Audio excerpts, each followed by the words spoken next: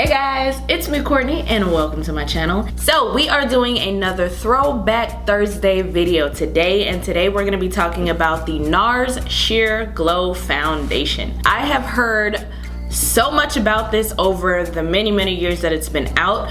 The crazy thing is I always had it on my list, but it always ended up getting taken off because there was newer products that I wanted to try. I like Nars, but for some reason the name Sheer Glow just didn't sit right in my spirit. So I was just like always really skeptical about this foundation for some reason. But this is a lot of people's holy grail status foundation, so we're gonna be trying it out today to see if it really does live up to all the hype, all the expectation that's behind it. So if you are interested in a wear test, application, all that great stuff, then please continue to watch. So now this is what your actual foundation looks like out of the package. It is $47 for 1 ounce. It doesn't come with a pump. Your pump is gonna be an additional $6, so in total you're looking at about $53. Another foundation that does that is the Estee Lauder Double Wear Foundation. I'm not a fan of that. I feel like it should just come with the pump and be the price point.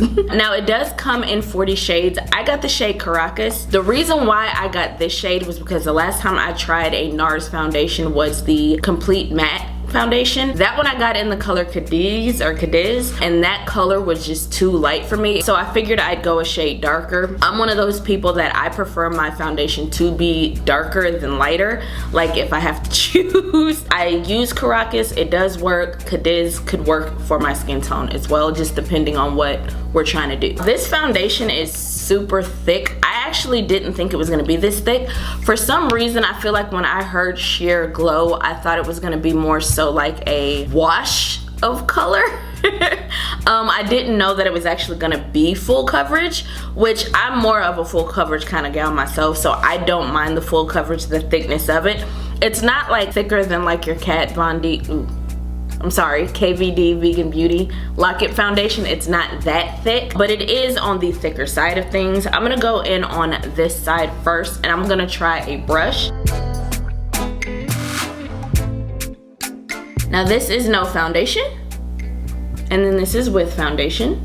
And as you can see, it gives you a really nice base. It gives you a decent amount of coverage. So all of the kind of discoloration, it sort of evens everything out, which is awesome. That's what we look for in a foundation. You can still see a little bit of my moles, but if I did go in with a second layer, that would definitely cover all of that up. One of the things that I do like about this foundation, I do feel like this spreads really nicely over the skin. It doesn't take too much like pulling or pushing like some foundations sort of have that stick and move kind of situation. This doesn't do that. And it's also not too loose to the point where you're losing coverage as you're moving around, if that makes sense. One of the main reasons I don't like not having a pump is because I'm just dumping on my hand. Don't know if I'm using too much or too little, and I think sometimes pump-wise, I can tell exactly how much I need for each application, so I'm not over or underusing, if that makes sense. But I'm gonna go in on this side with the sponge. We have sponge side, and then we have brush side.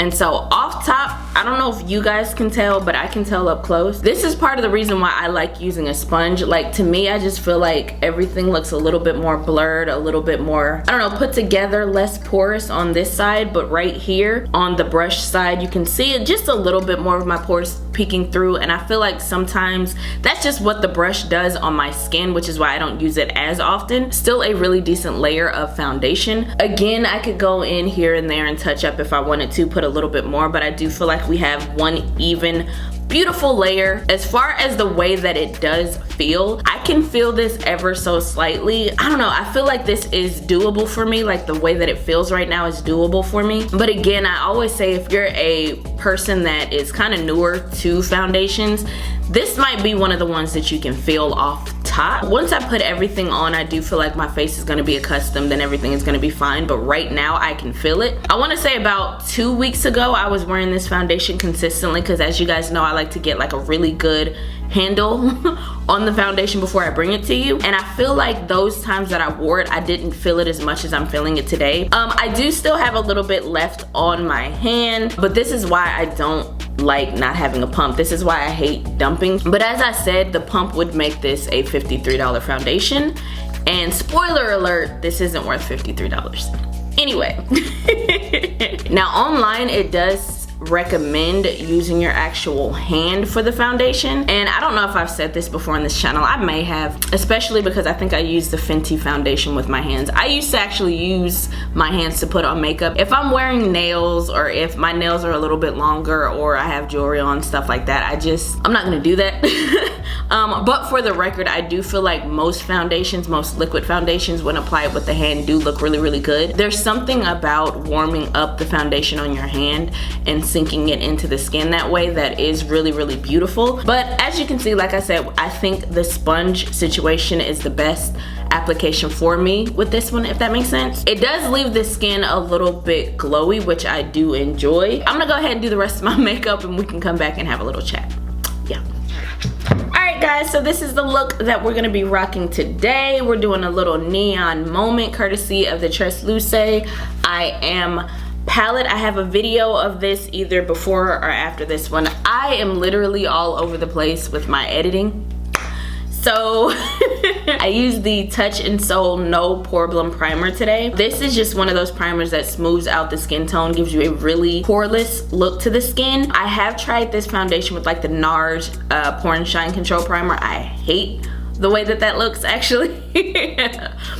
Which I'll talk about all of that and the different primers that I use with this foundation at the end of the video. This is best application scenario for me. I did use a ton of cream products, cream blush, cream highlight, which is why I'm very, very glowy, very shiny. But to the touch, my skin isn't super duper matte, but it's also not super duper tacky or sticky or oily, you know what I mean? So now the main claims of this foundation: medium coverage, radiant finish, hydrating for dullness, uneven texture, foundation with buildable coverage for a finish that enhances the look of skin without masking the natural complexion. Off top, if you look at my skin, it does still look very skin-like. It does give a really, really decent coverage. As I mentioned before, it's not a coverage that I was expecting from this foundation. It does also have vitamin C in it, which brightens the skin and diminishes the look of discoloration. So it doesn't really claim to be like a super duper long lasting. It's kind of like basic in its claims that it's just a buildable foundation. For sure we can build it. It doesn't really mention that it's super duper light coverage or anything. I think that's a really good idea not to mention that, because everybody's tolerance for foundations and makeup is very, very different. Now that everything is on the face, everything settled in, it does feel a little bit more comfortable than it did. It is now 12:10. I'm not gonna be going outside in the elements today. I'm basically gonna be chilling at home looking cute. So I'm not really gonna get a lot of wear and tear. So I did not set this foundation today. If I was going outside in the heat, I definitely would set it, especially like with my mask and stuff like that. I definitely would set it. I'm gonna try to do like a 6 to 8 hour wear test. We're gonna come back at the end of the day so you can see how everything looks. Is that everything? I feel like that's everything. Yeah. So we'll see you at the end of the day. Bye. All right guys, I am back and this is what my face is looking like.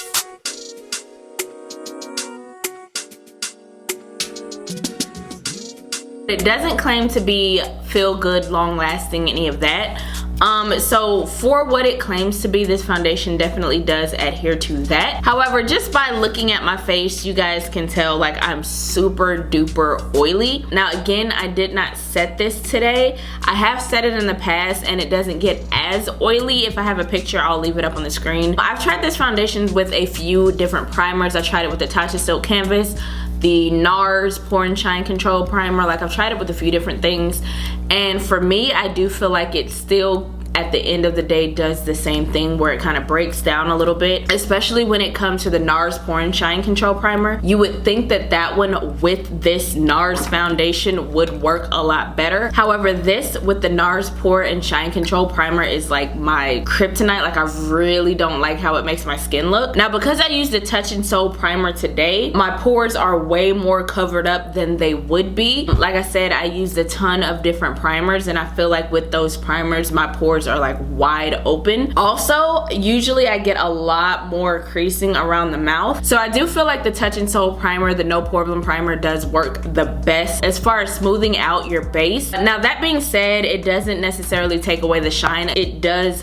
feel icky. It is breaking down. It's not just, you know, glow. It's that oil. It's that heavy makeup feel. especially around the nose, on my forehead, all the way down. You can see the breakup right here. And again, I haven't worn any masks today. I haven't gone anywhere. I haven't been wiping my nose, any of that. It's just literally breaking down. Any other time that I've worn this foundation, I have gotten severe creasing around the mouth. It's one of the things that I kind of hate the most about this foundation. But with that being said, again, using the No Problem primer today, it kind of alleviated it just a little bit. Whether the oils peek through or not, I still feel this on my face at the end of the day. And I'm not a fan of that. If I'm being honest, this is not my favorite foundation from NARS. I know that this is a lot of people's holy grail, and I can understand the initial application, but throughout the day, for somebody that doesn't like to touch up like me, for somebody who's on the go, sweaty, wearing masks, that kind of thing, it's not longevity wise a good mix. I think as far as the NARS foundations go, my favorite NARS foundation is actually the Natural Radiant one. I usually get that one in Cadiz, and I really love what that does to my skin. I do feel like this one is probably my least favorite. One thing that I did want to do is go ahead and blot just a little bit. This is what it looks like with a little bit of powder on top of the oils.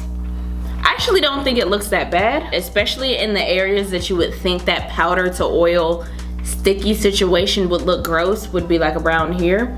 It actually does not look bad at all. I can still feel this on my face through the oil and the matteness though, so there's that. Now for me, I do feel like for the overall Throwback Thursday of it all, this is overhyped severely. Alright guys, I hope that this video was fun, helpful, entertaining, all that great stuff. If so, please give me a thumbs up. Be sure to like, comment, and subscribe. Share the video if it is in your heart to do so, and I will see you guys in the next one.